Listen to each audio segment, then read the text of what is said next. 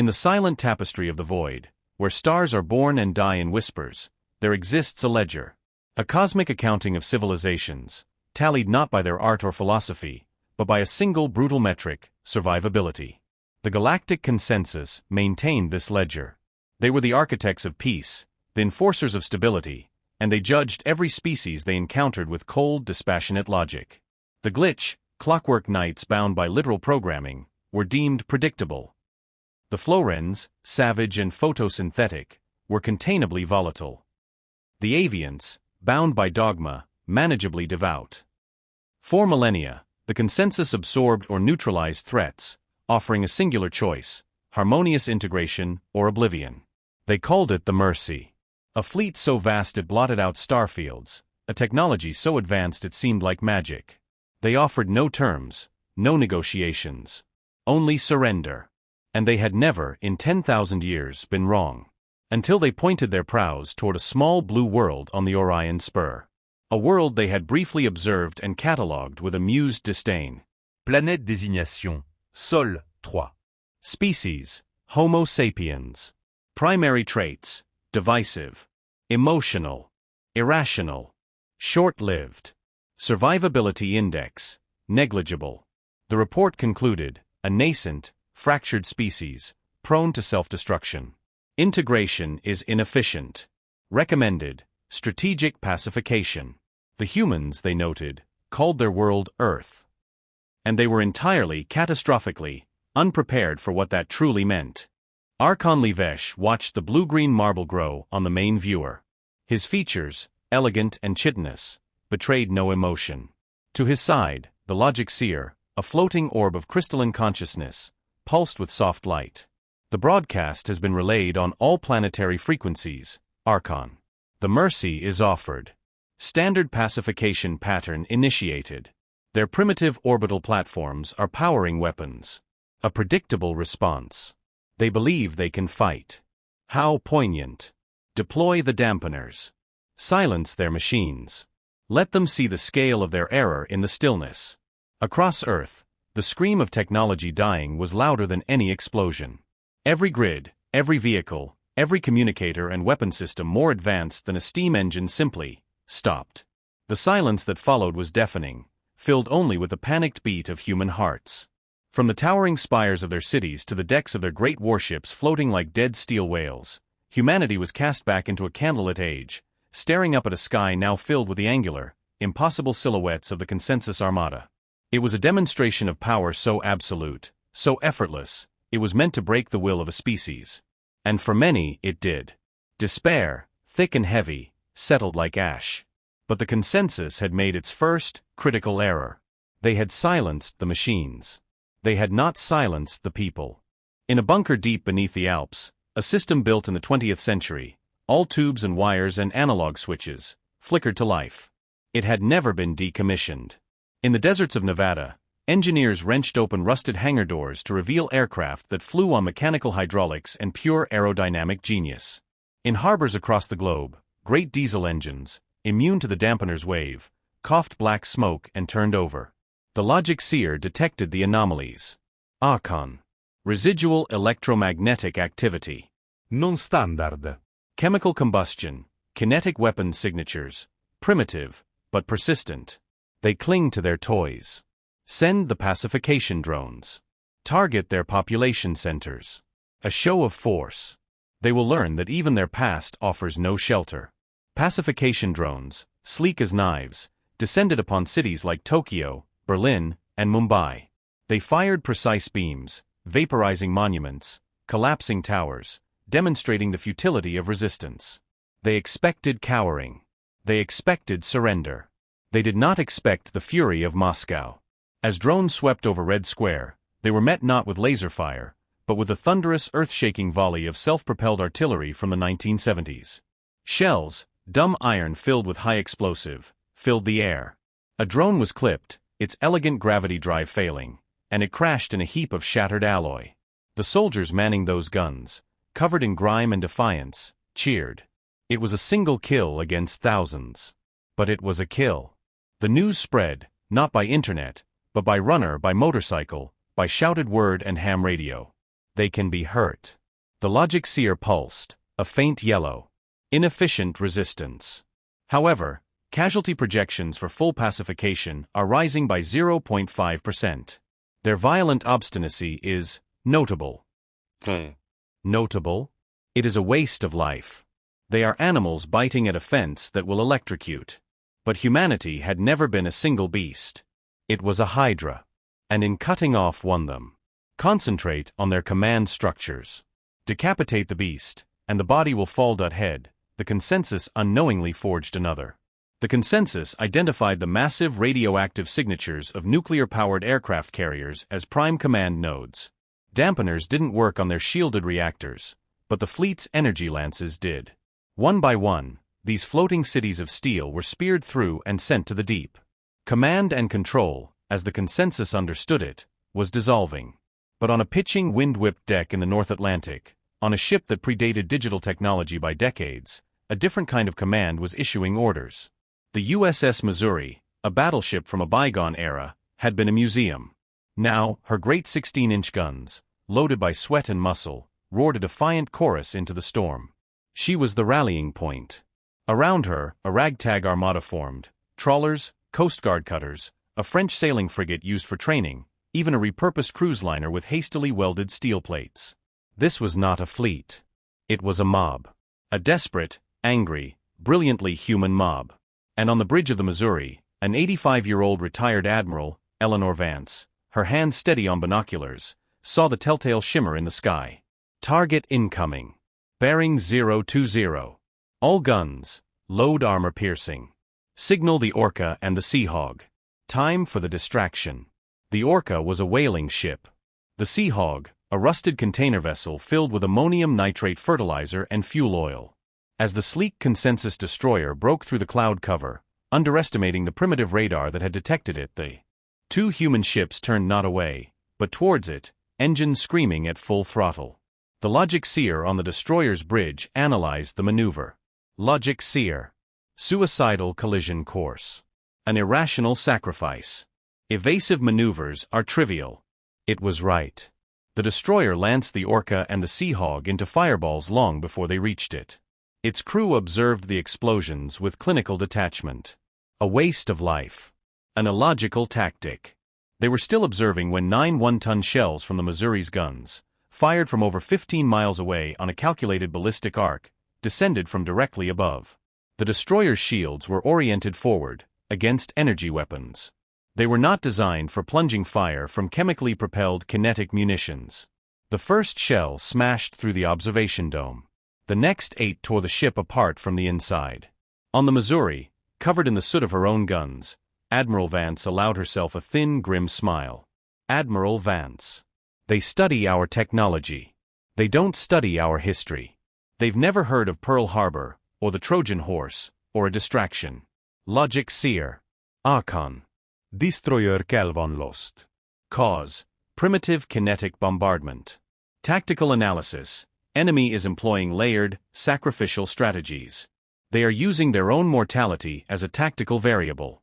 This is outside parameters. Then remove the variable. Glass the hemisphere. End this farce. Logic seer. The consensus charter forbids orbital bombardment on a biosphere-level scale for species below Tier 3. It is inefficient for resource reclamation. For the first time, Livesh felt a flicker of what humans would call frustration. His perfect logical system was being gummed up by the irrational, stubborn, and chaotically inventive resistance of a species that was supposed to lay down and die. They were fighting with history. They were fighting with theater. They were fighting with a ferocious, compassionate, ugly, and beautiful unity he could not quantify. Then, the signal was detected. A tight beam broadcast, from the planet's surface, on a consensus emergency frequency. It was a video feed. Logic seer. It originates from a subterranean complex. They are using our own relay, patched through a primitive photonic cable. It is a message. On screen. Dr. Eris Thorne. Consensus Fleet. Archon Livas. My name is Dr. Eris Thorne. I am speaking from what's left of the Large Hadron Collider. You came here to offer no quarter. To pacify us. To erase what you cannot understand. You silenced our satellites, but we are speaking to you through a fiber optic cable laid in the 1990s, patched into a repurposed deep space antenna we barely understood. You crushed our armies, so we became insurgents. You sank our carriers, so we fight with museum pieces. You believe logic is the pinnacle of existence. We have a different pinnacle. It is called spirit. It is called fight. But this is not a declaration of war. Not yet. Liva starat, perplexa. The human was not pleading. She was not boasting. She was explaining. Dr. Eris Thorne. You made a second error. Your dampener pulse. It was a magnificent piece of applied quantum field theory. We caught its echo on a bank of photographic film inside a lead shield. My colleagues here, we've been reverse engineering it. Not to rebuild what we lost, but to understand your technology. And we do. The Logic Seer pulsed violently, read. Logic Seer. Impossible. Their scientific base is centuries away from. Dr. Eris Thorne. Your drives manipulate local spacetime geometry. Your shields are projected quantum static fields. Your weapons are focused particle streams. You see? We understand the language. We just lacked the vocabulary. Your pulse gave us a dictionary. Now, here is our offer. The only one you will get. Leave. Now. Take your fleet and go.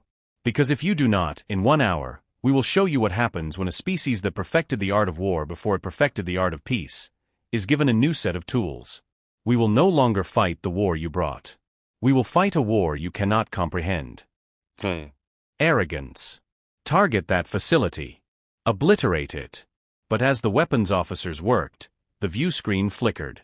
The image of Dr. Thorne was replaced by a simple looping schematic. It was a perfect, elegant diagram of the Consensus Command ship's primary shield generator harmonic frequency. Below it, in clean mathematical notation, was the resonant counter-frequency. It was broadcast on every frequency, to every ship in the human ragtag fleet. Logic Seer. Archon. They have disseminated our shield modulation. The data is flawless. How?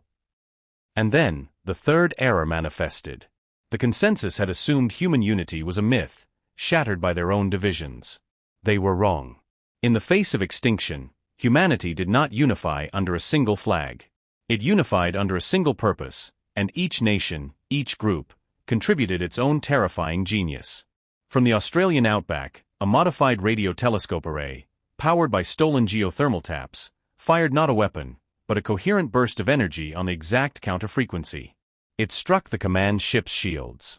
For a nanosecond, they fluctuated. And in that nanosecond, a single projectile, launched from a converted oil platform in the Gulf of Mexico, found its mark. It was not a smart missile. It was a telephone pole-sized rod of tungsten, accelerated by magnetic rails built from salvaged power plant components.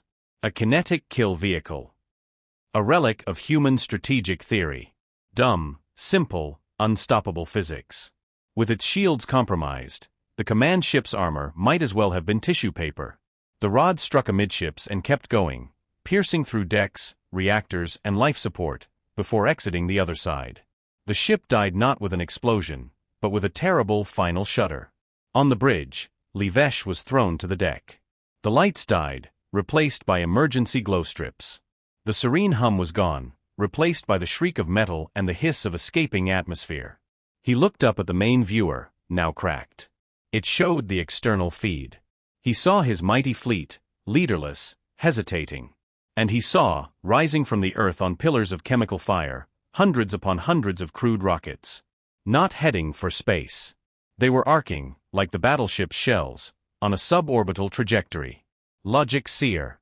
Projectile, swarm. Origin points, global. Composition variée. High explosive, fragmentation, radioactive dust. Archon. They are not targeting our ships. They are targeting the space we occupy. They are turning the near-Earth volume into a kinetic hellscape. They are making the sky itself a weapon. Madness. They'll litter their own orbit with debris for centuries. They are poisoning their future. Logic Seer. Non, Archon. They are ensuring they have a future. The calculation is horrific and elegant. Survivability index, recalculating. Homo sapiens. Survivability, absolute.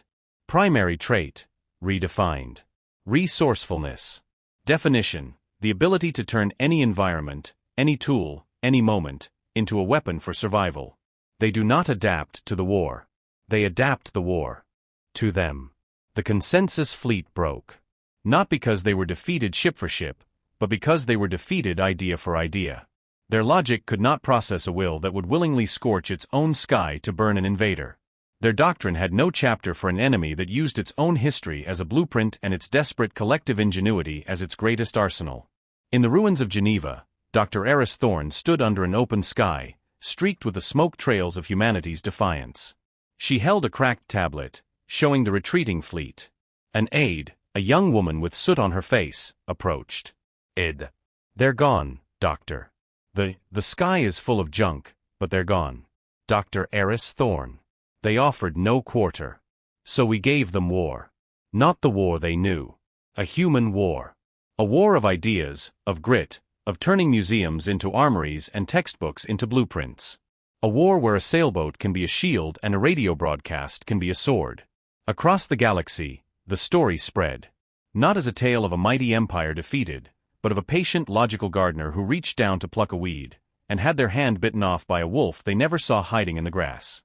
The galactic consensus quietly, and with immense shame, updated their ledger. Species, Homo sapiens. Terran. Designation, the Forged. Survivability index, paradoxical. Threat assessment, not in open conflict. Do not engage. Do not threaten. Observe only. Notable quote from Archon Levesh, retired, "They are not the strongest species we have met. They are not the most advanced. But they are the most dangerously creative. They see a boundary, and they see not a limit, but a challenge. They look at a tool and see a weapon. They look at a weapon and see a tool. They look at extinction and see an opportunity to prove they cannot be extinguished." And on Earth, as they began the long hard work of cleaning their orbit and healing their world, they did so not in unified bliss, but with the same fierce, argumentative, cooperative, and passionate spirit that had saved them. They had seen the abyss, and instead of blinking, they had welded a spear from the scraps at their feet and dared the abyss to come closer. The galaxy had believed that to be advanced was to be beyond war, beyond passion, beyond irrational sacrifice. Humanity taught them a different lesson. That the highest form of strength is not the power to destroy, but the will to persist. The genius to adapt. The courage to stand, not as a perfect unified whole, but as a chaotic, broken, and brilliant mosaic, and declare to the silent judging stars, "We are here. We will remain." And for the first time, the galaxy understood what it truly meant to be human.